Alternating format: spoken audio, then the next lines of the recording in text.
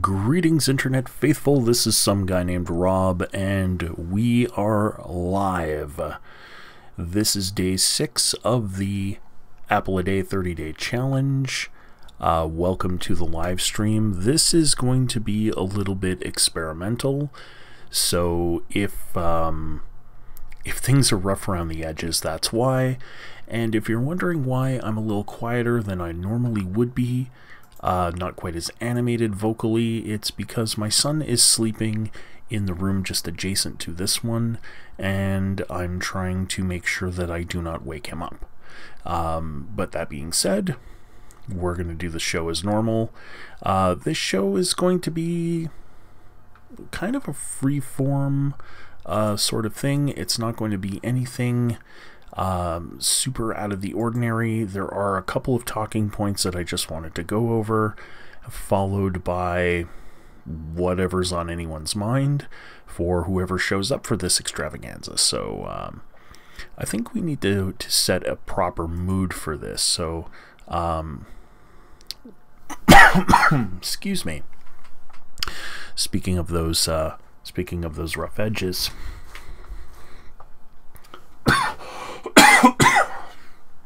Wow, ultra professional of me. Less than 2 minutes into my live stream, and I'm already coughing up a storm on the mic. Great job, Rob.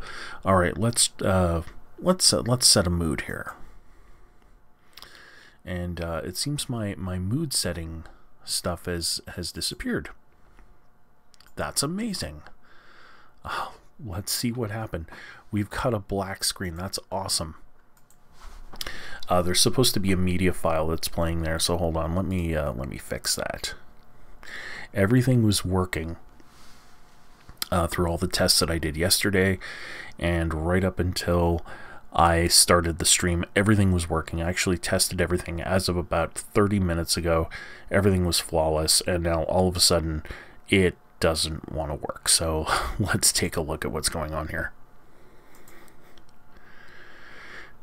Okay, we're here. Let's get you, yeah. There we go. Things are working again. And we're going to now bring it in. There we are. A nice, lovely fireside chat for all of us. Of course, in the desaturated / monochromatic look that I keep for the channel now, which is kind of an aesthetic choice to keep everything consistent. I had initially wanted to do my update videos for the Apple a Day challenge also in the black and white, but Well, we'll get to that. There's some complications with that, but I don't know where we'll get into that particular set of details. So, first thing I'm going to do, I'm going to mute my mic for just a moment while I go ahead and take myself a little bit of a drink to make sure that I do not cough into the mic again.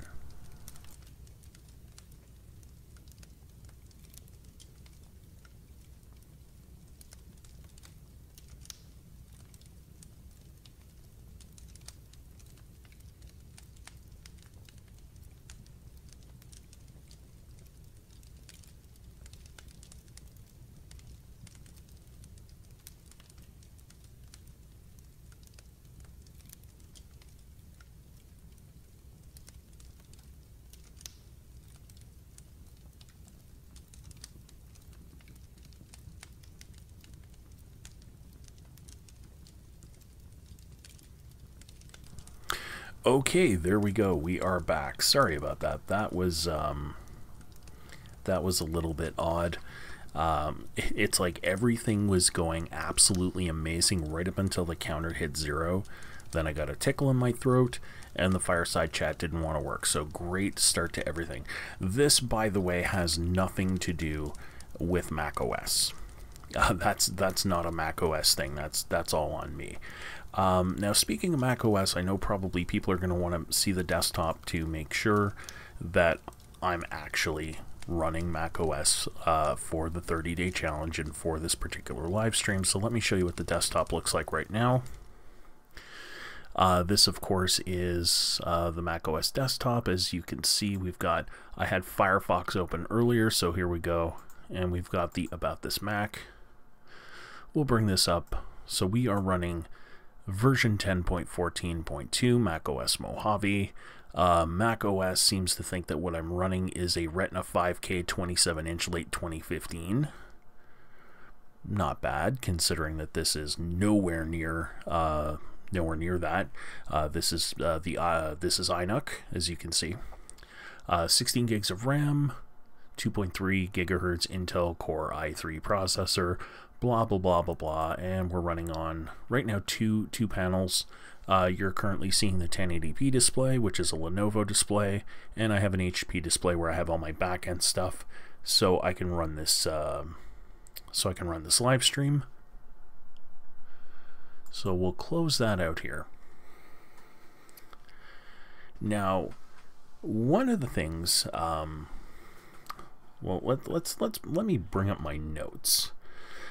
Because I don't have a lot of things that clearly I have no script. But I do have some talking points I wanted to go over. So let me bring those up for you.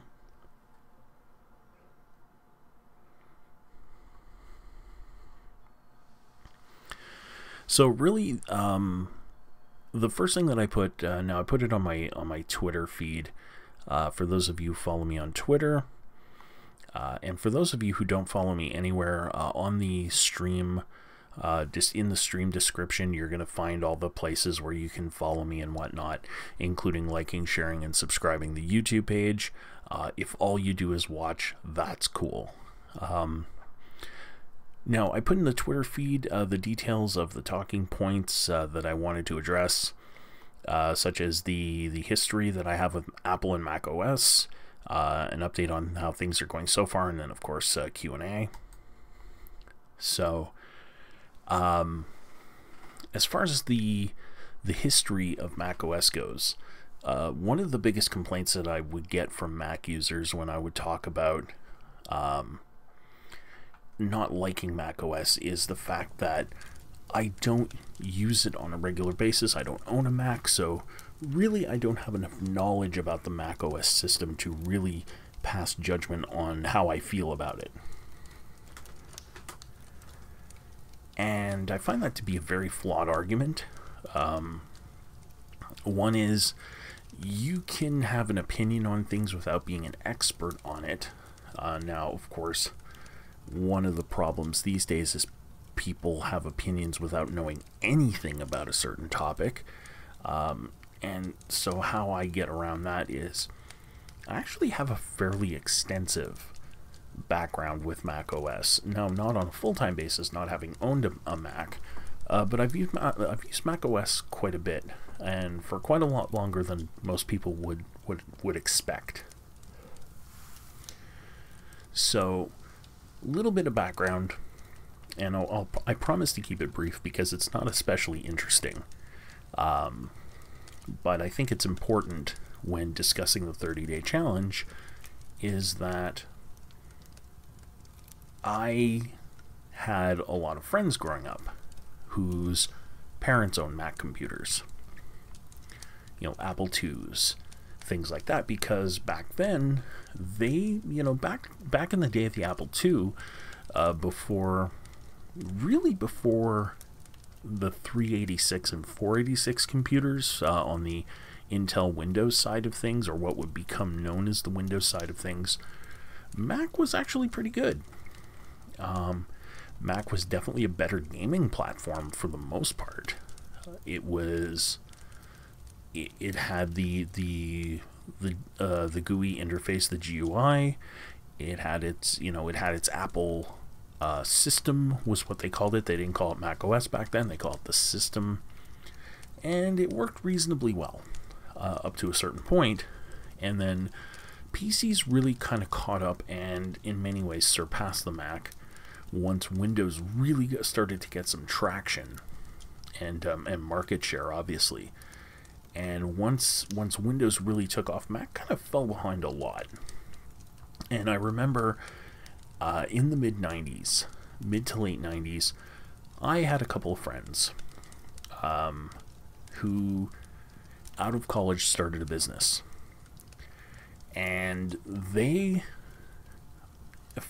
to be polite, got suckered by a salesperson into buying what was at the time outdated and on its way to being very outdated Mac hardware or Apple hardware.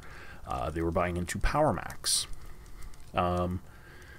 which were decent computers when they first came out. In fact, they were maybe slightly better in terms of performance than their Wintel, as they were called, the sort of the Windows PC version of things.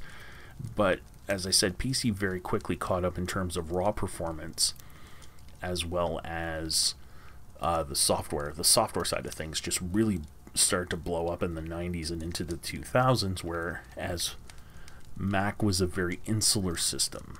They didn't have a whole lot, or they start to get less and less. It started to become more...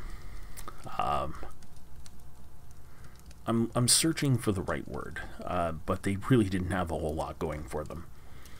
A lot of developers just stopped developing for Mac just because there were so few Macs compared to regular PCs out there, and that's just business. If you are writing software and your software can make money serving 10% of the market or 90% of the market, you're going to put your resources into the 90% of the market. And maybe then you'll throw a Mac version out there, kind of throw a bone to the other 10% and see what sticks. That's really what was happening at this time with Mac. Because my friends, first of all, bought outdated hardware. They were running horrible software. They weren't even running Microsoft Office, which was available for Mac at the time, and was on its way to rapidly becoming the standard for Office software. They were running ClarisWorks, which then was AppleWorks or became AppleWorks. It was absorbed back in Apple. It was terrible. It was horrible, horrible software. It wasn't compatible with anything, almost even itself.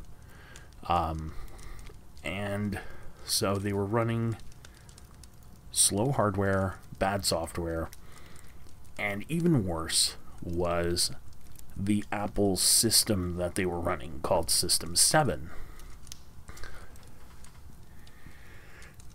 If you want to do, if you're someone who is into tech and you want to do a little bit of research, look up on YouTube the history of Mac OS and especially System 7. System 7, for the most part, was an absolute disaster.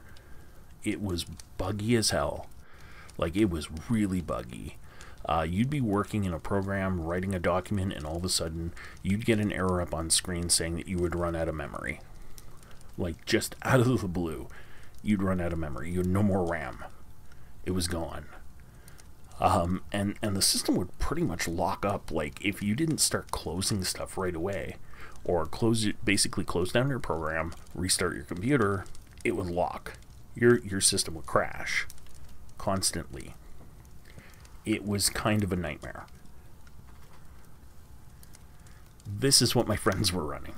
And of course, because in the mid to late 90s, I'm in computer science, I'm studying computer science in college, I'm kind of the resident computer expert amongst my friends.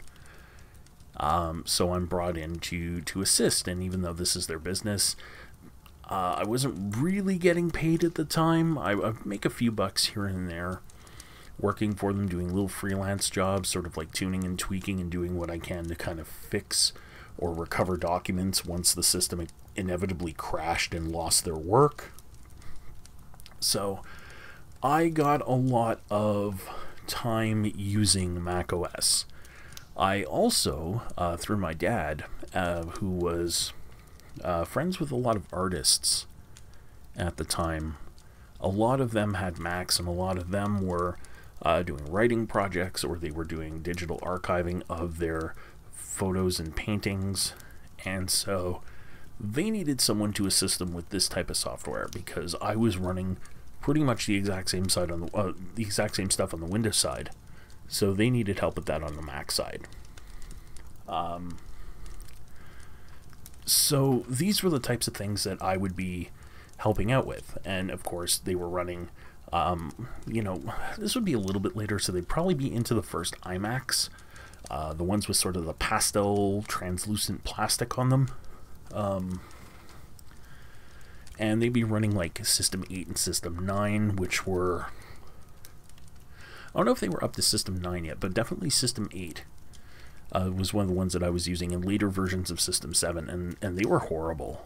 They were, again, they were buggy, they were crash prone.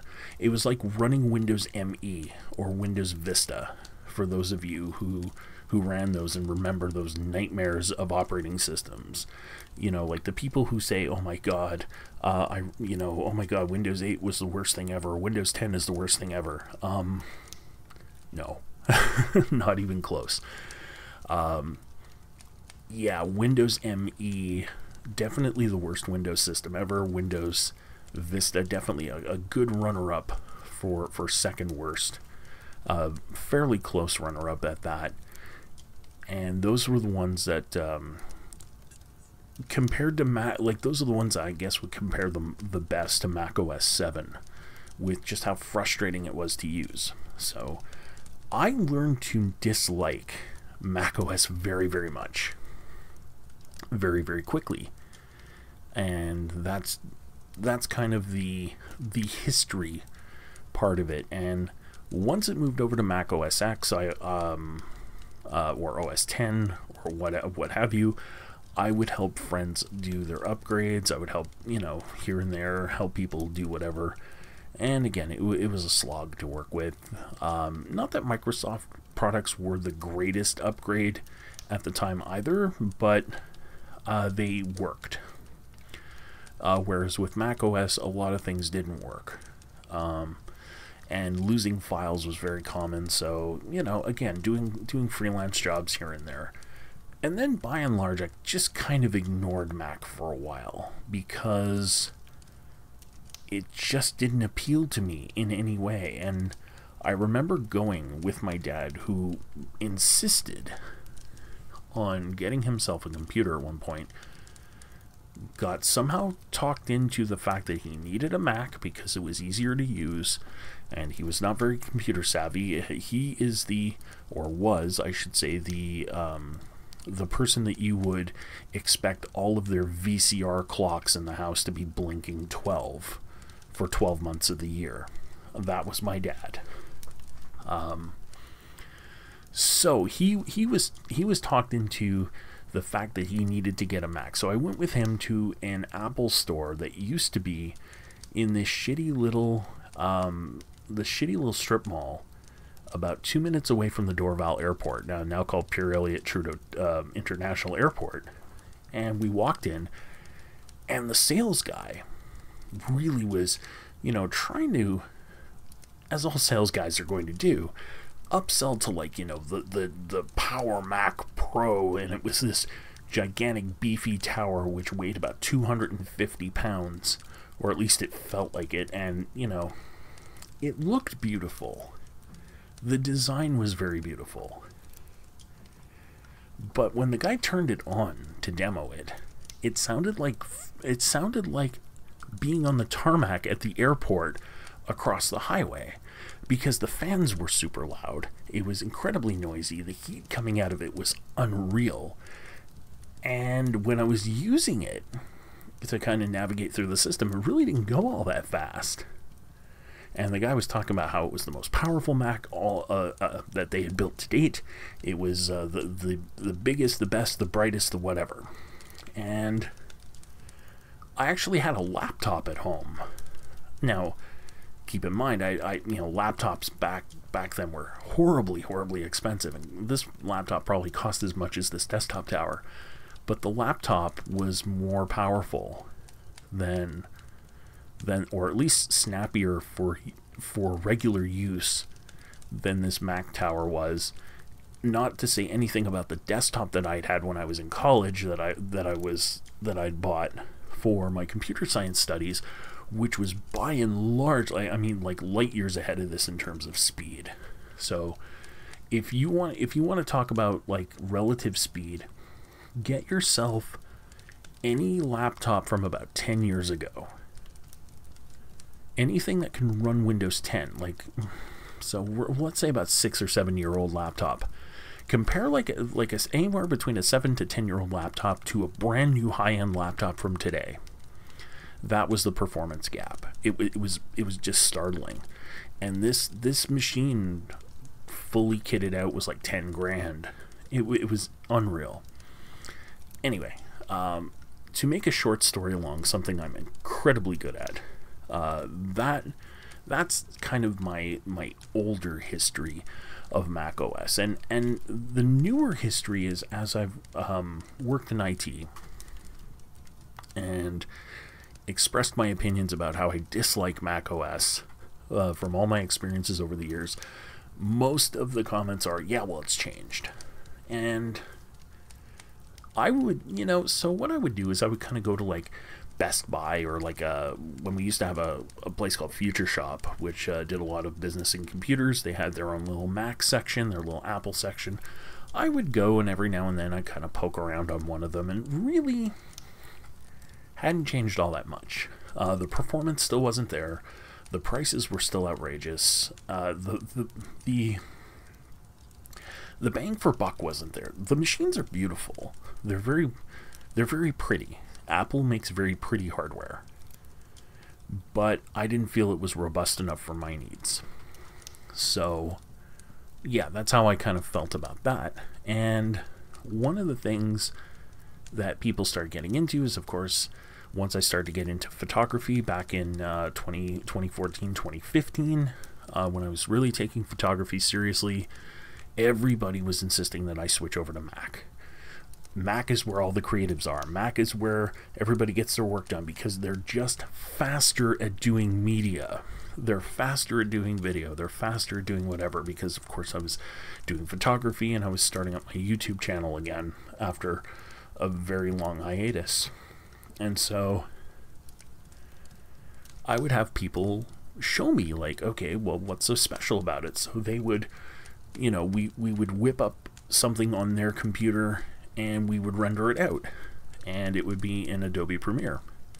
And I had Adobe Premiere on my computer, so I would take it on my computer and I would render it on my computer, and I would do it way faster, and my computer costs half as much.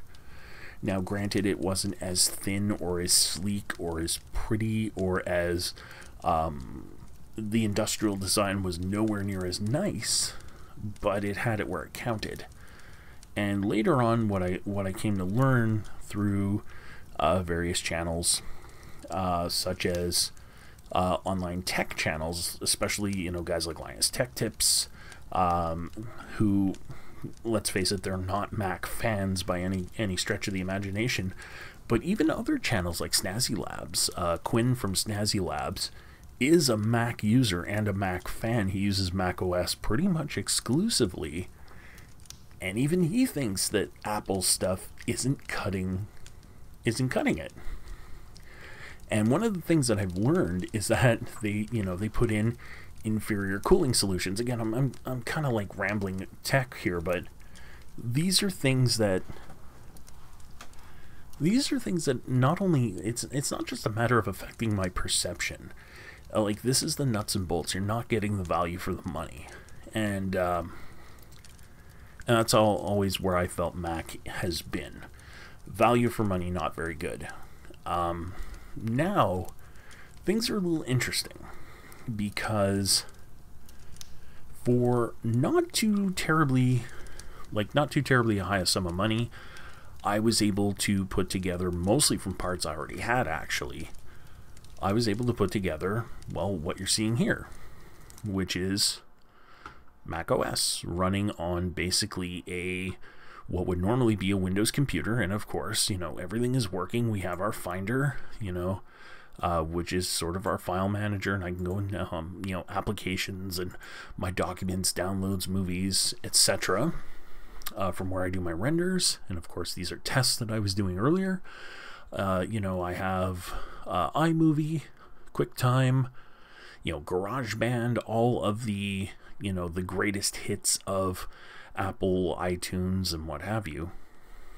And this is something that 5 years ago wasn't even really possible.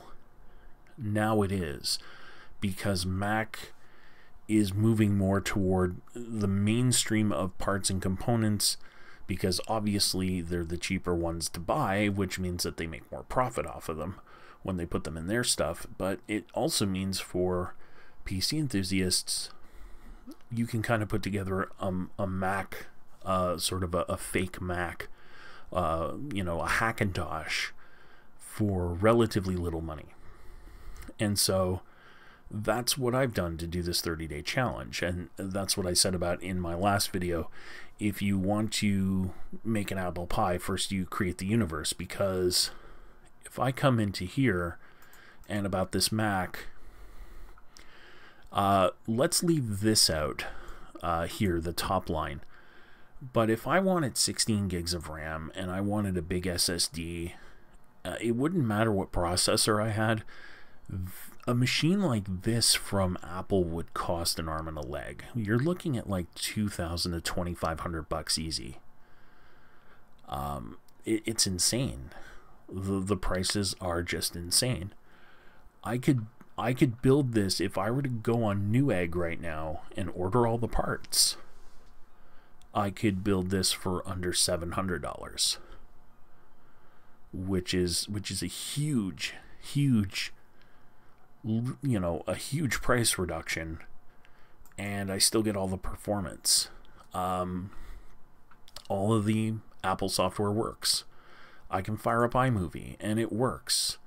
I don't like it, I don't use it. I'm actually going to uninstall it once I do a video on it, but it works. Here you go. This is Apple iMovie, and I can create a new movie, and I can come in here and I can do my thing, and here's all my stuff, and I can do my render when I'm done.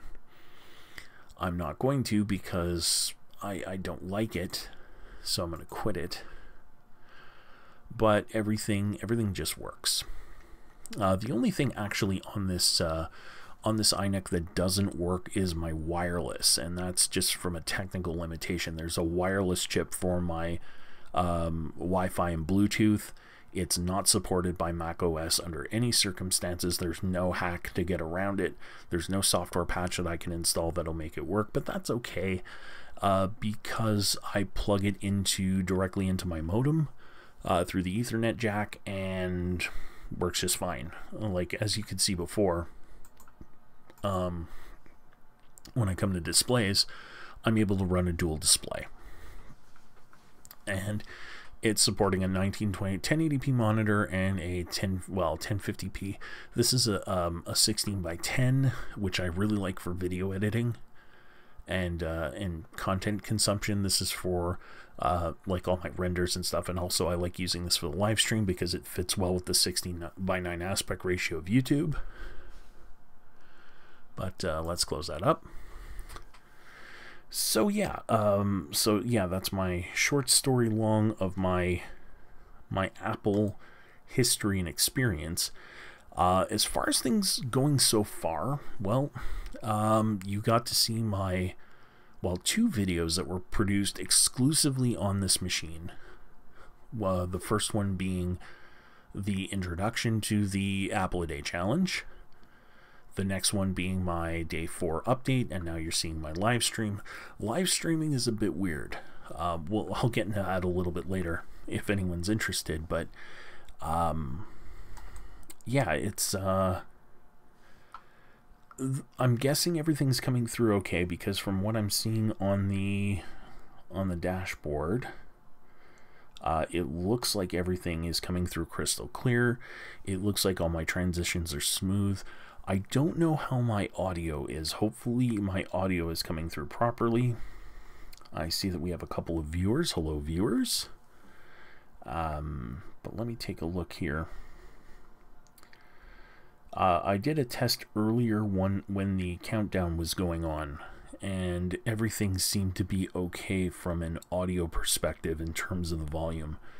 Audio is actually the strangest thing with live streaming in terms of getting it to work. The reason being is that the software that I use, OBS, Open Broadcast Studio, or Open Broadcast Suite software, I forget what the S stands for,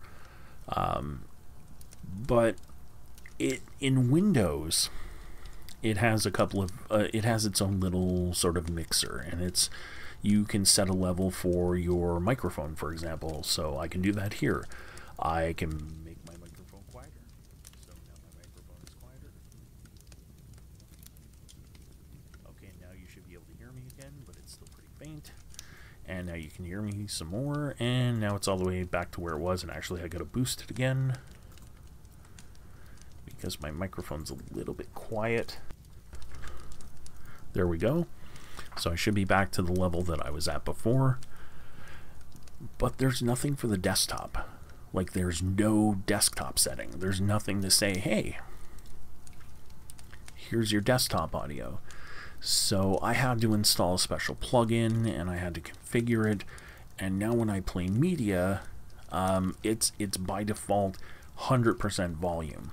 So it's just absolutely cranking loud. It's really bad. So whereas you guys are hearing the crackling of the fireplace if I stop speaking,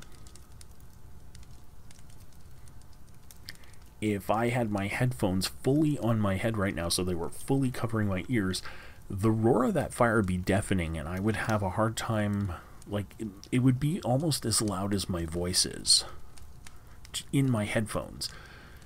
Now, I know to you guys it's different because I've done tests to make sure of that. So I had to do like a lot of testing. I think I recorded about 20 videos to set everything up to make sure that when I went from this particular fireplace to the desktop, if I were to play a media file on the desktop, to having this introductory splash screen, there was a consistency with all of the sound, and hopefully everything stays consistent throughout the course of the live stream.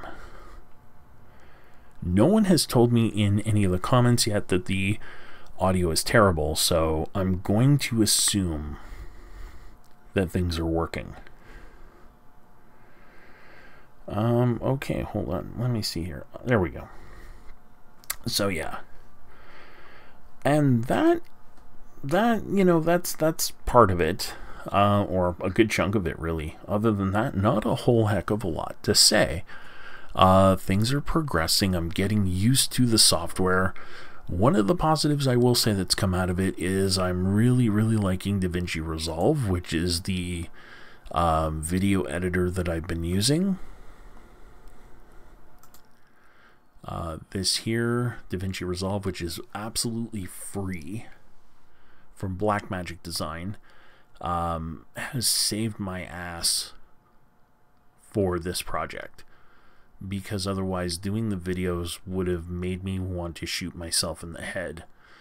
Because before I found DaVinci Resolve, and before I took a couple of moments to go through its to go through the paces, I really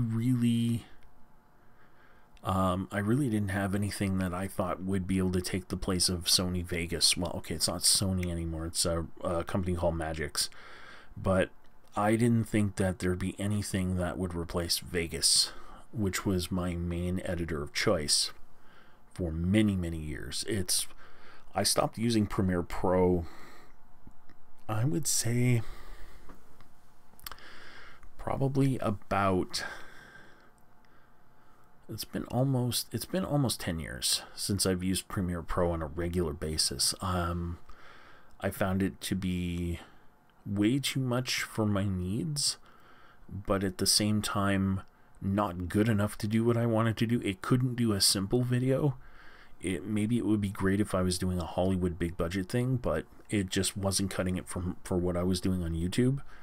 And I know a lot of people swear by it, and I know a ton of people that swear by things like iMovie and what have you, but I couldn't get into those. Sony Vegas, very intuitive for me, because it had the exact same interface as an audio program called that Sony used to have, called Sony Acid, that I used for years and years. I still have a version of it kicking around somewhere on my Windows PC. Problem is, these are Windows only programs. As I said before, you're not going to develop for a market that has no market share, or that you think you're not going to be able to sell to. So Vegas and Acid and those are only on the Windows side of things. So I needed something that could replace the functionality. DaVinci Resolve does about 95% of everything I want. It does many things a whole lot easier, and there's maybe about 5% of things it doesn't do right away, or doesn't do in a way that doesn't require a workaround from my point of view.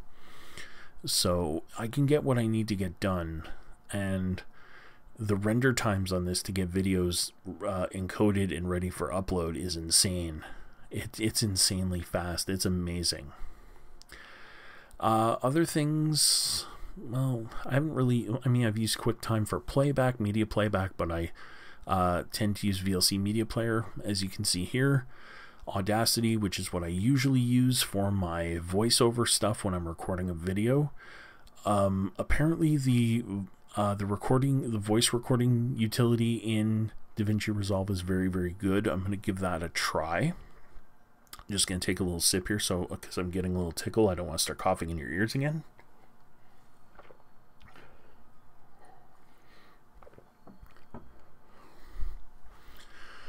And yeah, I mean, Firefox and Chrome, these are things that I use all the time. GarageBand is, from my understanding, what I'm going to try and use as my Acid Pro replacement. Just one moment, just going to mute the mic here.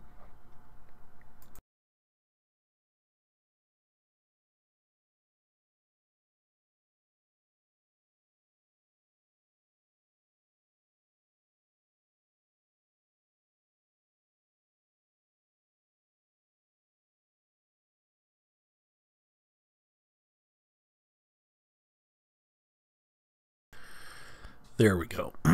Sorry about that. You can tell I haven't done this on a regular basis in a long time. Yeah, this is going to get better. I'm going to get more practice at this. I promise these live streams will get better. They'll also, as they go on through the month, and hopefully a little bit longer beyond the 1 month challenge, although I'll probably be doing it in Windows where it'll be easier to control my audio and I'll actually have desktop audio control. Yeah, these will get better, and I'll also have other things. Hopefully they'll be more interesting to talk about, or maybe I'll have some, a game or something to play in the background and talk about, or what have you. Anyway, where was I? Oh yes, software. So, I mean, Skype, Steam for games, although gaming library on Mac, well, here, let's bring Steam up. I was actually looking through my library. Now, I have 145 games in my library total, 88 of which are compatible with the Mac. 88. And I can't even play all of these 88 because some of them require a proper 3D graphics card. Now, the good thing is I can come here to my full games catalog, and if I have a game like this, which I was going to play a little bit of just to show what gaming was like, but I'm not going to on this stream just because it doesn't recognize my controller and I have to get used to the keyboard commands. I can stream this from my desktop. So my desktop computer, as long as I have it turned on and I have it logged in, Steam will start up and I can stream over the internet in the house. Both computers are wired with an Ethernet cable, so that'll be the fastest possible connection. And I can use one PC and then just use this as a screen in order to play games. So it's not terrible. It's not the end of the world, but it's not something that I can do exclusively on the iNUC. As far as everything else goes, the biggest disappointment was finding a program for basic paint. So let me open this up, Krita. This is the best one that I've found. In Windows, I'm used to using a program called Paint.net. Incredibly easy to use, completely free, and is just really, really good at what it does. And that is just be a paint program where I can, I can open up, I can add text, I can add layers, I can crop, I can erase things I don't need, I can do little patches. This one here, kind of a pain. So as you can see, this is where I created the thumbnail for this particular series. In fact, you can, if I transition over, well, here it is on screen. It's the exact same one. I just threw a day 6 under it because as I go through the month, I'm going to want to put these all in a series. I'm going to want to add them to a playlist. So this is where I do it, and then I add a little bit of text underneath. But the way you add text in this is really weird, and there's a lot of really strange artifacts that you get. Like you can see up here, there's like this little white line. I don't know, this is from moving text around. It leaves artifacts everywhere. In Paint.net, I type out what I need, I move it around, it's done. I can rotate things, it's super easy, it's super intuitive. This one here takes a lot of rigging around and kind of messing around in extra settings and menus and stuff that are it's very unnecessary. It's not a friendly system. And it's not a whole thing. It's not like necessarily a learning curve thing. I was using other software that was definitely a learning curve thing, and it was an absolute pain in the ass. Krita is the best thing that I've found so far, but that's faint praise. There are not a lot of good image editors of this type pardon me, for the Mac. Now, I do have Photoshop, but Photoshop is complicated. I'm going to need a separate video in the future for Photoshop and Adobe in general for what I have versus what will work. if I was a subscriber to Adobe's Creative Cloud, Photoshop would work like a dream. I would simply go to Adobe and I would install it and it would work and there would be no problems with it. As we head back to our nice warm fireside chat, very apropos that there's snow in the background, by the way, considering the forecast in the area. But yeah, this is it's just one of those things that drives you crazy when you try to install an older version, which is the license that I have, because I don't feel the need to subscribe to software that I already have, and it does everything that I need and would run like a dream on the hardware that I have, and is still actually updated by Adobe. There's still updates for security patches and things like that. So yeah, don't get it. Not sure what's going on with that, but whatever. And yeah, that's about that. So really, the only thing that's left is if there are any questions, and I'm not seeing any questions coming in. Let me take a look. Is there anything? There's nothing going on in the chat right now. No one's leaving comments as far as I can see. Let me take a look right now. By the way, I want to thank all of you who did tune into this live stream. As I said, it's going to be rough around the edges. It will get better. Thank you for the likes. I see that there's a couple of them there. You know, is there anything that anybody would like me to try and demo / show off, or at least explain why I wouldn't be able to do it? Other than that, yeah, there's not a whole lot to do other than maybe fire up a game or something and just show you what gaming looks like, because I can game on iNUC, believe it or not, even though it's nowhere near what you would consider a gaming PC. For casual games, it'll work just fine. For, you know, anything 2D and not too overly demanding and busy, it works just fine. Although doing it while I'm streaming might eat up a lot of the processor, so I don't know if it would result in skipped frames, but that would be entirely because I'm trying to stream and play off of the same machine, which really isn't designed for gaming to begin with. And judging by the amount of CPU usage that I have going right now with this fireplace going, not really designed for streaming either. In fact, I can see I have dropped some frames. Not many. Since the beginning of this webcast, about 52 minutes ago, if you include the countdown timer. Yeah, I've dropped like 0.3% of frames. Not terrible. I would imagine most of it was while I was like futzing around with, like, you know, moving back and forth between multiple transitions and stuff like that. So no, this is that's kind of that. And just taking a look here in the dash.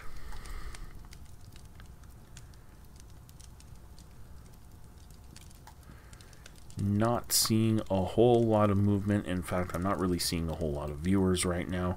So I think what I'm going to do is I'm going to cut this one short. I'm going to consider this one a relatively successful test, a proof of concept that the Mac, or the iNUC rather, can be used for live streaming. It's not the easiest thing to use in the world for live streaming, but that's really because of the lack of proper audio controls for me to be able to tweak and set up properly, so that way I can make sure that, you know, if I'm speaking and there's, you know, something like this playing in the background that has a sound component to it, that I can mix things properly so there's an ambience. But yeah, so yeah, OBS, it works. The live stream works. Things are going okay-ish so far. It's not all rosy, as you can tell from my voice. There will be a bit of a complaints video that'll be made, but I can't do all of the complaints now because in order to do it properly, I am actually going to have to take some some screen caps or some video desktop footage from my Windows PC, and so that means I'm going to have to cheat a little bit, but it's all in the name of trying to compare what the Mac does well versus the Windows computer and what the Windows computer does better than this particular Mac computer. And no, it doesn't have to do with the limited processor or the lack of a dedicated graphics card. There's more to it, but I'm not going to get into that right now.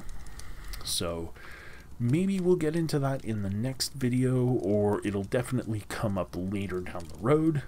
But for now, we're going to cut this at about the 50-ish minute mark. That makes no sense, but you know what I mean. I want to thank all of you for tuning in and watching and following me on this. Please like, share, subscribe, as I said. If you want to leave some comments and you don't happen to have a YouTube account, there is a Facebook group that I've put together where you can sort of join up and you can leave your comments there. You can suggest topics for videos and what have you. If you don't want to go out and create a YouTube account just for that. But yeah, until next time, take it easy. Thank you for watching and have a great night.